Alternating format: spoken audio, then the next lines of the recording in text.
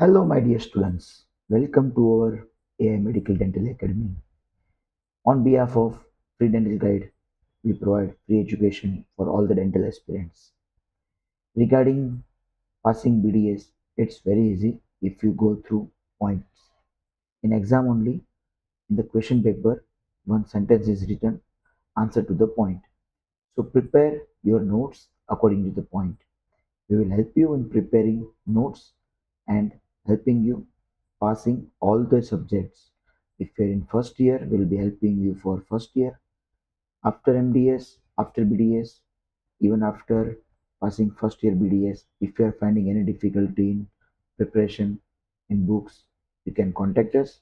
We will guide you and we will help you to secure good rank in your NEET MDS as well as other exam also. So we will not waste your time. We will start today's lecture. It's about revising orthodontics. We will discuss our orthodontics few questions which are very important, and in detail we will be asking you to write your notes. Depending upon the question, 5 marks or 7 marks, you have to write the notes or write the question in your exam paper. So our first question is, or it's a silly topic, describe the introduction, or you should know what is orthodontics, because what happens in your viva, they will ask you to answer such definitions. Please answer what is orthodontics or define orthodontics. Okay, the definition of orthodontics is somewhat important for your practical point of view. Okay,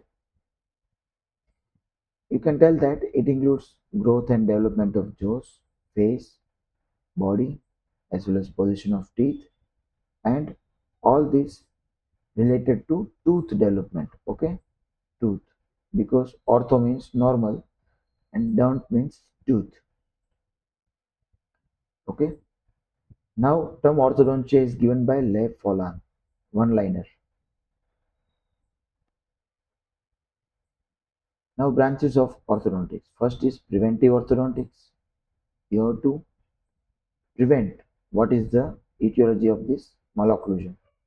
Then interceptive. Once the problem has occurred,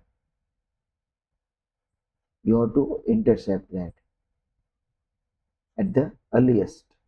Okay, then here they have given the easier terms: recognize the problem and eliminate the problems. Corrective: once the disease has occurred, cure it or heal it. That is the corrective orthodontics. Surgical orthodontics. Okay, if you are planning for correcting the occlusion, sometimes you have to go for proper surgery also. Now, what are the objectives of orthodontic treatment? Okay, first of all, they are telling that injection stride. Okay, this might come in your short note. Injection stride, right? Three main objectives are there. Okay, you can remember like this way: functional, aesthetic, and structural. Okay, in functional, Jackson told that whenever you go for orthodontic treatment, you have to aim the orofacial apparatus. Okay, their functioning should not be disturbed, because the main function of any treatment or main purpose of any treatment is to rehabilitate the function, aesthetics. Okay, its position, all is to rehabilitate it. Now, in case of structural balance, what is that? After orthodontic treatment, there should be balance between teeth, gums, tongue, all these tissues. Now, aesthetic harmony. Patient should be having good aesthetic after this treatment. Okay, the injections tried, we have functional, aesthetic, and structural.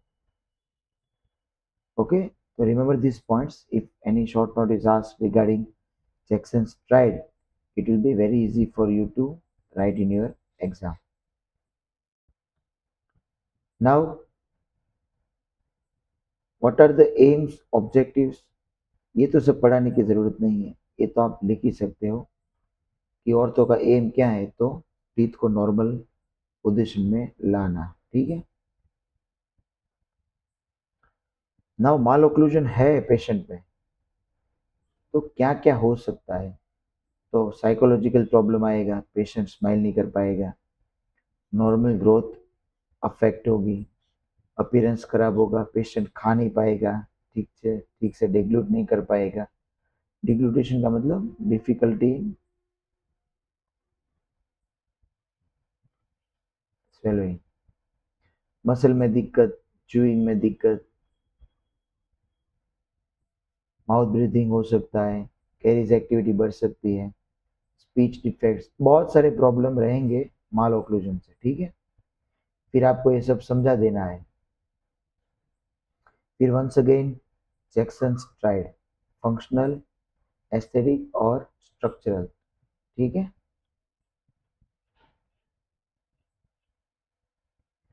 फिर आता है AIIMS, objectives, सब definition, ठीक है।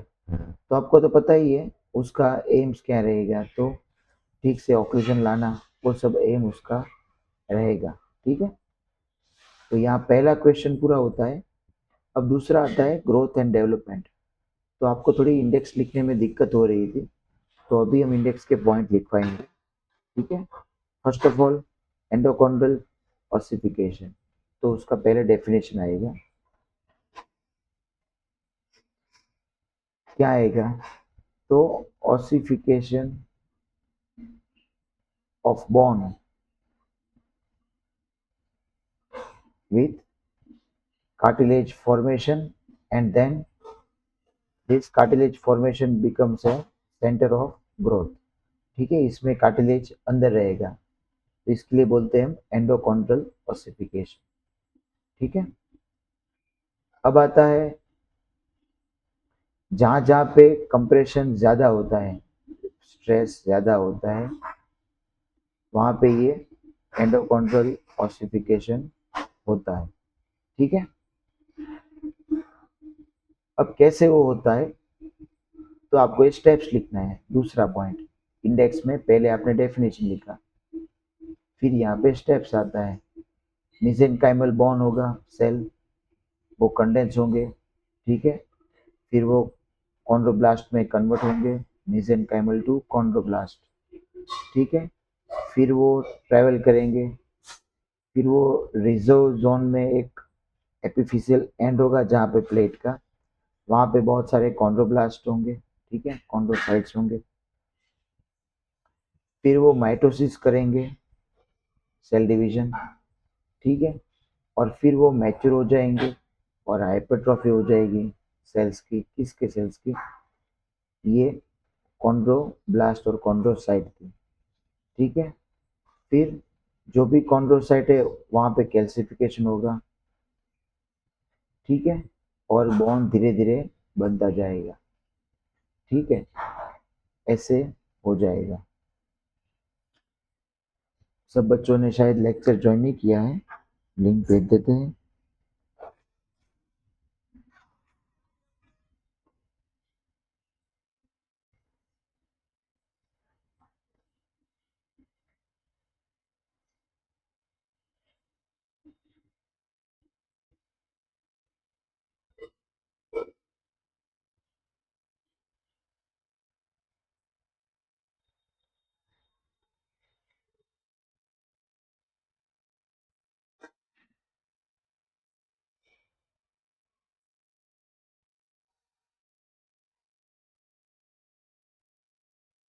तो आपको notes बनाने में इजी रहे इसलिए हम क्या करेंगे, पहले आपको डेफिनेशन लिख देनी है।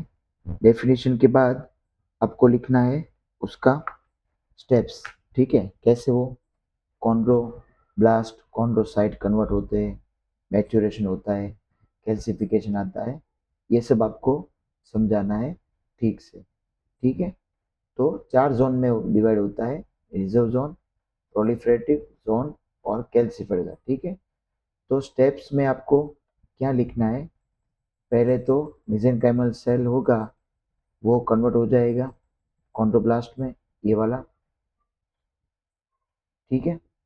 फिर क्या होगा, वो ऑर्गेनाइज हो जाएंगे सेल 4 लेयर में, reserve cell, proliferative zone, diaphysis, maturation और कैल्सिफाइड, ठीक है।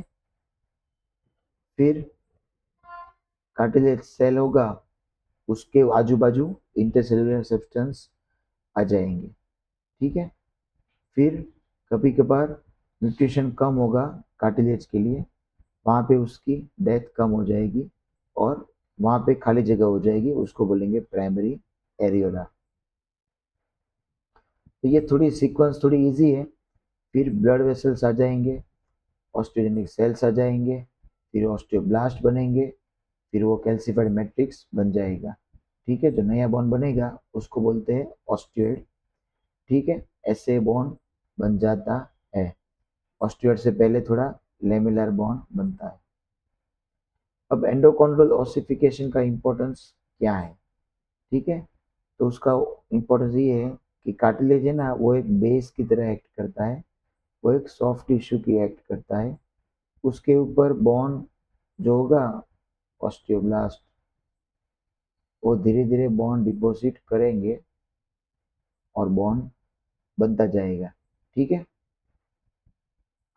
फिर कार्टिलेज जो होता है ना, उसके अंदर ज़्यादा प्रेशर रहेगा तो भी ये करेंगे, ठीक है। कार्टिलेज विथस्टैंड करेगा वो प्रेशर को, ठीक है। इसलिए एंडोकॉन्ड्रल क्लासिफिकेशन जो बॉन्ड बनते हैं वो थोड़े प्रेशर को विथस्टैंड कर सकते हैं हेवी प्रेशर एरियाज में, ठीक है। जैसे कि क्रेनियल बेस, वहाँ पे प्रेशर आता है पूरे हेड का, ठीक है। तो वहाँ पे कार्टिलेज वाले बॉन्ड रहेंगे। दूसरा क्वेश्चन है ग्रोथ स्पर्ट्स। तो इसमें भी पहले आएगी डेफिनेशन। ये कुछ नहीं करने का है, ग्रोथ कभी कभार बहुत ज़्यादा एक्सेलरेटेड हो जाता है, कभी कभार स्लो होता है, इसको बोलते हैं ग्रोथ स्पर्ट्स, ठीक है। तो कब कब होता है, तो बर्थ के टाइम, ठीक है, अप टू 3 इयर्स एज तक वो ग्रोथ स्पर्ट रहता है, ठीक है। फिर मिक्स डेंटिशन के टाइम, ठीक है, 3 इयर्स तक तो रहता है ये, बर्थ टू 3 इयर्स। तो आप ऐसे भी लिख सकते हो,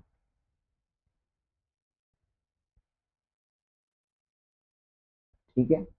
फिर मिक्स्ड डेंटिशन में कब कब आता है, तो ये टाइमिंग लिखा है 8 से 11, 7 से 9 गर्ल्स में। और प्यूबर्टी के टाइम कब आता है, 14 to 16 और 11 to 13, ठीक है। तो ग्रोथ स्पर्ट डेफिनेशन लिख दो और टाइमिंग लिख दो और फेज लिख दो, इंपॉर्टेंस लिख दो, सिग्निफिकेंस लिख दो, तो ये उसका हो गया नोट्स, ठीक है। फिर आता है डिफाइन ग्रोथ। तो इसमें पहले पॉइंट आएगा डेफिनेशन इंडेक्स में, फिर ग्रोथ स्पर्ट्स में जो हमने लिखा वही लिखना है, उसकी डेफिनेशन, टाइमिंग, एज, इंपॉर्टेंस, वो सब लिखना है, ठीक है। अब ग्रोथ कर्व्स, स्कैमन ने क्या बोला है कि अलग अलग टिश्यू अलग तरीके से ग्रो होती है, ठीक है। तो ये डायग्राम ड्रॉ कर देना है, फिर डेफिनेशन लिखनी है, साइंटिस्ट का नाम लिखना है और टाइप्स लिखना है, ठीक है।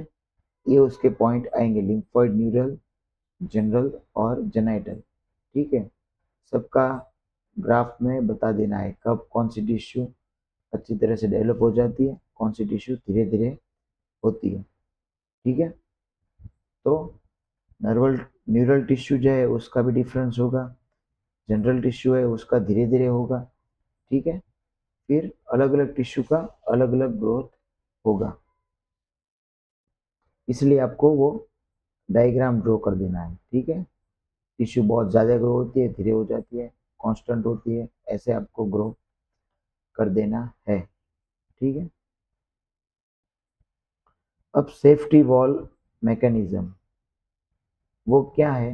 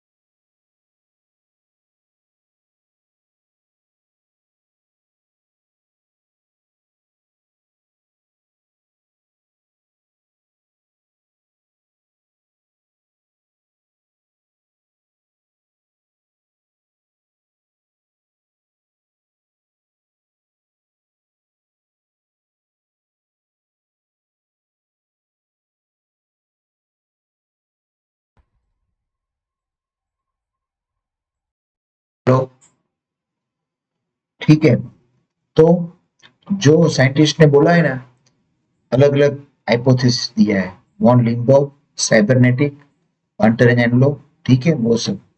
अभी आपको तो ये जो ऊपर वाला पोर्शन है, ग्रोथ लिखना है और थ्योरी लिखनी है, ठीक है, एरिया के हिसाब से हाइपोथेसिस ये सब लिख देना है उसमें। अब आता है फंक्शनल मैट्रिक्स थ्योरी, ठीक है, वो क्या है समझ लीजिए। जो नॉन स्केलेटल टिश्यूज है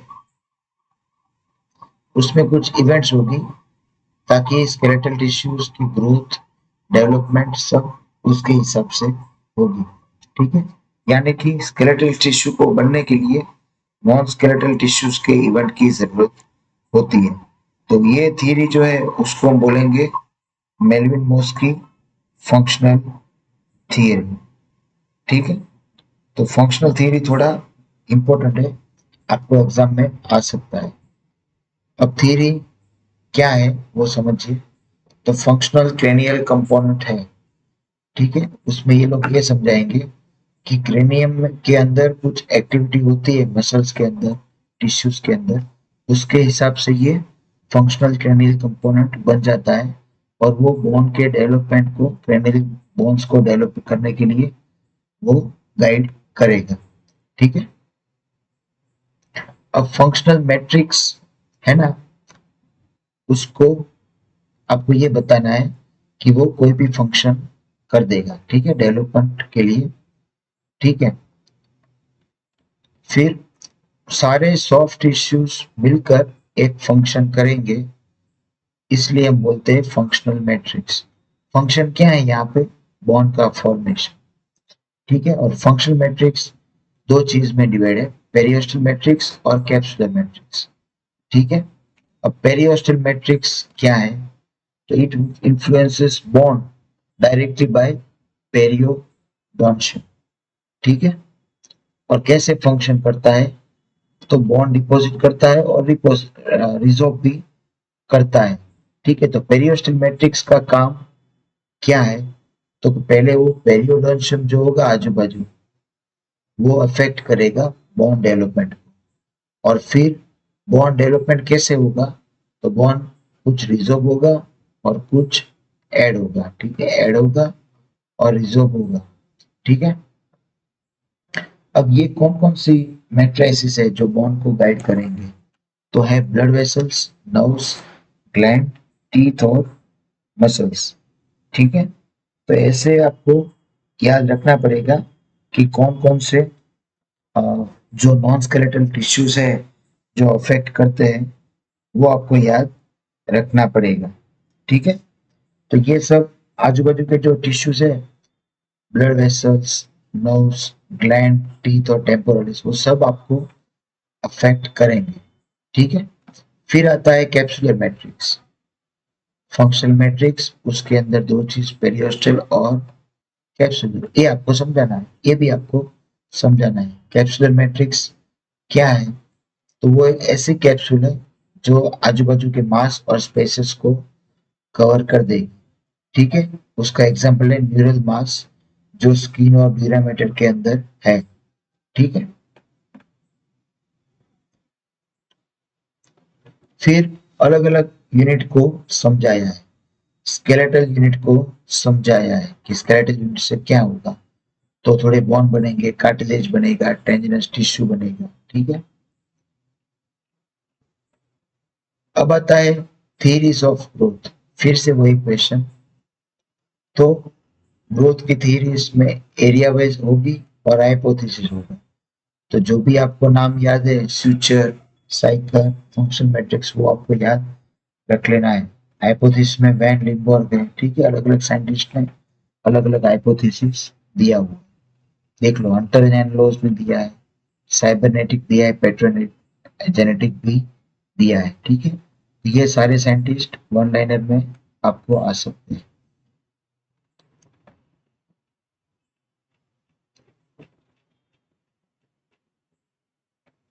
ग्रोथ स्पर्ट्स हमने आगे ही पढ़ा, डेफिनेशन लिख दो कि अचानक से ग्रोथ बढ़ जाती है, वो एक टाइम को ग्रोथ स्पर्ट्स बोलते हैं।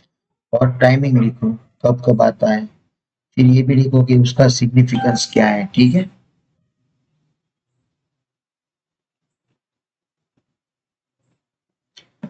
अब आता है मैंडिबल का ग्रोथ एंड डेवलपमेंट। ठीक है, मैंडिबल कैसे ग्रो करता है वो चीज। तो ये जनरली क्वेश्चन तो एक ही आएगा, मैंडिबल की ग्रोथ समझाइए और उसके साथ जो फंक्शन मैट्रिक्स है वो आपको समझाना है। ठीक है, तो ग्रो कैसे होता है पोस्टनेटल वो आप समझिए। ठीक है, तो ये लोग ऐसा बता रहे हैं कि बर्थ से पहले मैंडिबल होता ही नहीं है या बहुत छोटा होता है। ठीक है, मैक्सिला इतना ज्यादा होता है और मैंडिबल छोटा होता है। फिर क्या होता है, पेरियोस्टल और कैप्सुलर फंक्शनल मैट्रिक्स थ्योरी जो है उसमें से पेरियोस्टल और कैप्सुलर दोनों मिलकर इंटीग्रेट कर देंगे। ठीक है, और फिर मैंडिबल को बनाएंगे, यही आपको लिखना है। अब बर्थ के टाइम क्या है मैंडिबल की हालत वो सब लिखना है, छोटा है कोई काम का नहीं, उसमें एंगल जो है ऑप्टिस एंगल। ठीक है, ये रेमस है, ये बॉडी है, उसमें ऑप्टिस एंगल थोड़ा ज्यादा है। ठीक है, फिर फर्स्ट ईयर में क्या होगा, मैंडिबल थोड़ा ज्यादा बढ़ेगा, वैसी ग्रोथ होगी। फिर एडल्ट में वो वी टाइप ग्रोथ रहेगा। ठीक है, दोनों ओर एक्सपांड होगा और वी टाइप ग्रोथ उसकी होगी। फिर लेंथ, तो लेंथ भी बढ़ेगी, हाइट भी बढ़ेगी, उसकी कंसिस्टेंसी भी बढ़ेगी। ठीक है, कैनाल्स थोड़े ग्रो होकर नीचे चले जाएंगे।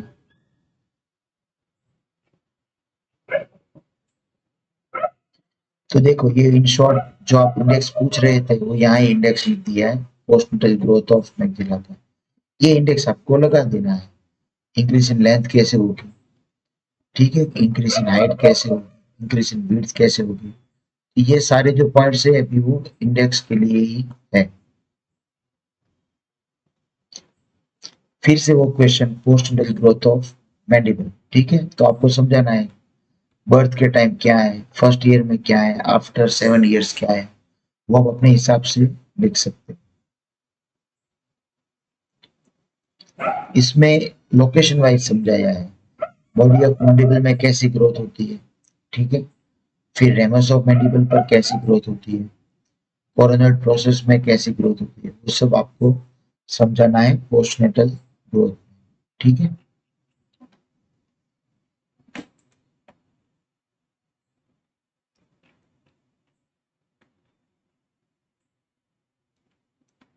फिर डिफरेंशियल ग्रोथ और ग्रोथ रोटेशंस। ठीक है, तो मेरे फ्रेंड्स क्या करते थे, अगर ये क्वेश्चन आए तो आपको सेम लिख देना है फंक्शनल मैट्रिक्स वाला या कोई ग्रोथ की थीम। ठीक है, तो प्रीनेटल और पोस्टनेटल ग्रोथ ऑफ मैंडिबल। ठीक है, तो पोस्टनेटल तो आपको मैंने समझा दिया, दो टाइप में आप समझा सकते हो, बर्थ के टाइम के हिसाब से और मैंडिबल के साइड के हिसाब से। ठीक है,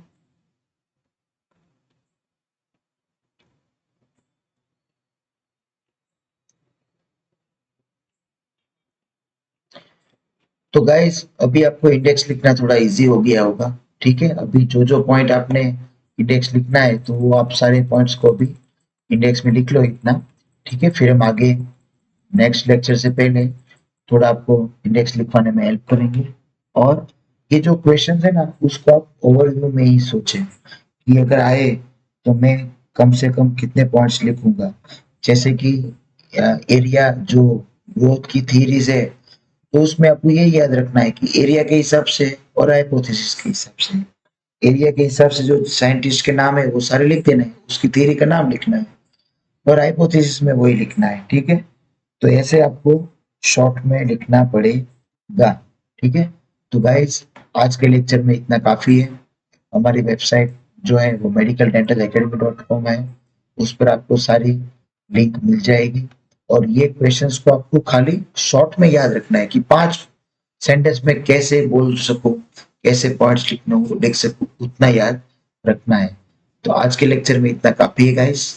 हमारे चैनल को लाइक और सब्सक्राइब कीजिए, हमारे वीडियोस को आप देखते रहिए, नोट्स बनाइए, और आप इजीली ये आप रिवीजन के हिसाब से ही आपको ये वीडियोस देखना है।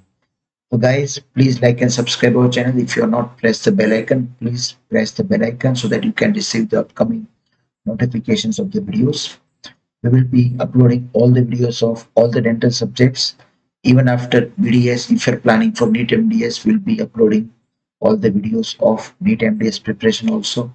If you're planning to go for any interview tips, we'll be uploading mock interview videos also. So guys, have a nice time. Bye bye.